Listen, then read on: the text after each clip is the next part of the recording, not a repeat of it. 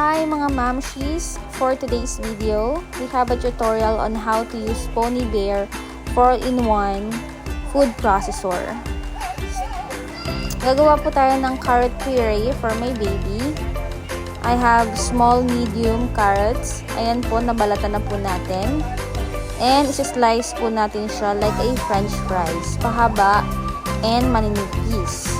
So, pag in-steam po natin siya mamaya, is lutong-luto yung loob niya para ma-blender po natin siya ng maayos. Ayan. And then, need po natin siyang hugasan. Ibabad lang muna natin siya sa water for few minutes. Ayan. Habang piniprepare natin yung Pony Bear natin na food processor. So, ito yung dulo niya. So, tatlo yung saksakan. So, kailangan natin ng adapter or if you have extension like this, pwede nyo na siyang irekta saksak. Ganyan lang po. Yan. Sasaksak nyo lang siya dyan. Then, ito yung lalagyan natin ng tubig. Ang nilalagay ko po is distilled water. It's up to you if you will gonna use mineral water, but me, I prefer distilled water kasi baby po ang kakain. So, ayan, isang puno po niyan. Kailangan nyo siyang punuin para ma-reach nyo yung 10 minutes sa pag-steam ng carrots mamaya. So, takpan lang natin siya. Then, ito yung indicator niya, mga mamshies. Yung nasa left, yung pang blender, and yung nasa right naman is yung pang steam. So, pag nag-blue na siya, it means that it's ready for steam. So, ngayon, ilalagay muna natin yung carrots. Ganun po yung pag-open. Turn it papunta sa left. Ayan, meron po siyang kasamang takip. Pwede na rin siyang bowl, feeding bowl. Ito naman yung strainer niya sa loob. Diyan po natin ilalagay yung carrots mamaya. Make sure po na ito, yan, is nakapasok po doon sa parang pa-picture na type ng space doon. So, ayan. Diyan po natin i-strain yung ating carrots. Ayun. After natin siyang hugasan, is ilalagay na po natin siya dito sa ating food processor. Lagay lang po natin siya. Make sure nandun po yung side na yon para makapasok tong takip. Kasi pag mali po, hindi po siya matatakpan. Make sure po na tama yung pagka-sarado. Ayun, ganun lang po. Then, i-steam na natin siya so papuntang right. Yan. Pag blue na siya, ready na po siya, nag-i-steam na siya.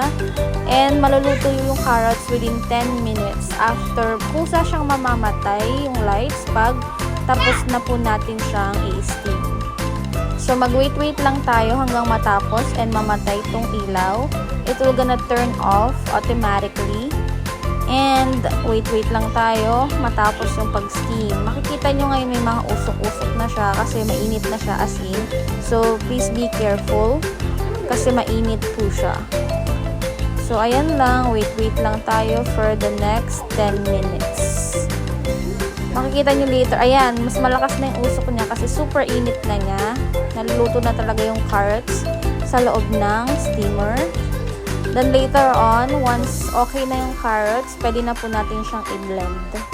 Yung blender po is yung nasa left side. So, okay na. Tapos na siyang i-blend. So, super init. Mag-ingat po. And then, lalagay na natin yung carrots dito sa feeding bowl. Mainit siya. So, ayan. I-drain na natin yung mga excess water.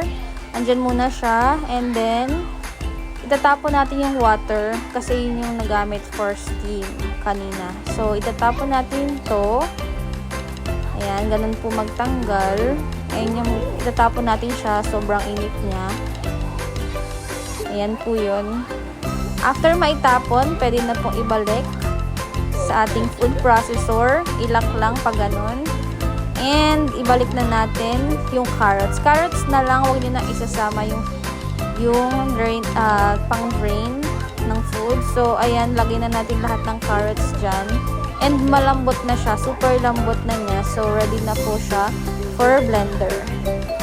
Ito, 2 ml of water is enough. 1 to 2 ml, it's up to you how much water you will add. Me, I only add 1 ml for now. Then later on, I will add a little more. Iubusin ko na actually yan mamaya para ma-blend ng maayos yung carrots. So, ayan, tatakpan lang natin siya ulit.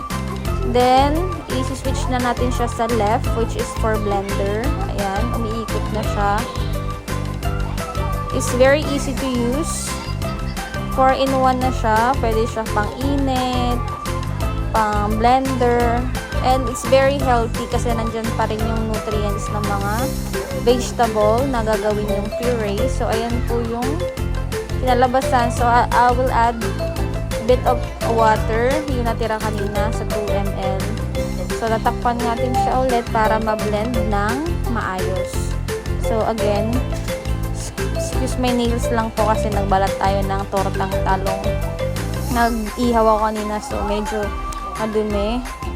That's okay. Maghuhugas ulit ako after nito kasi papakainin ko rin si baby. Ayan na guys, mga momshies.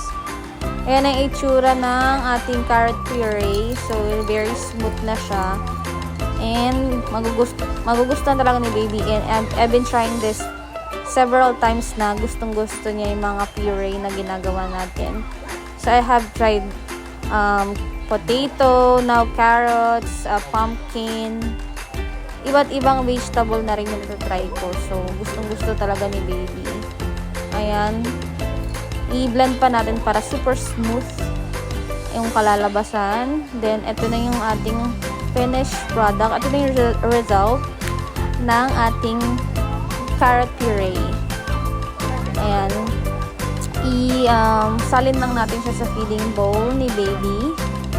Ayan. So, kitang-kita naman, it's carrot puree na talaga and so delicious. I didn't add any salt. It's just water and the carrots. And that's it. Very easy. You know, napaka-healthy ng carrots. At i-show ko sa inyo yung mga benefit ng carrots. Ayan, may vitamin B, niacin and B6. Ayan, yun yung mga benefits ng carrots na makukuha ng baby nyo. And he loves it. Look, he's eating it. Yum, yum, yum. Diba?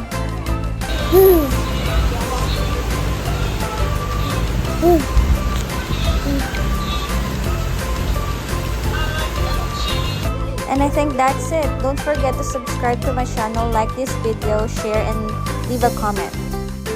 And I just want to say thank you to my boss Mitch and Patrick for giving me this 4-in-1 food processor by Pony Bear for baby Astro.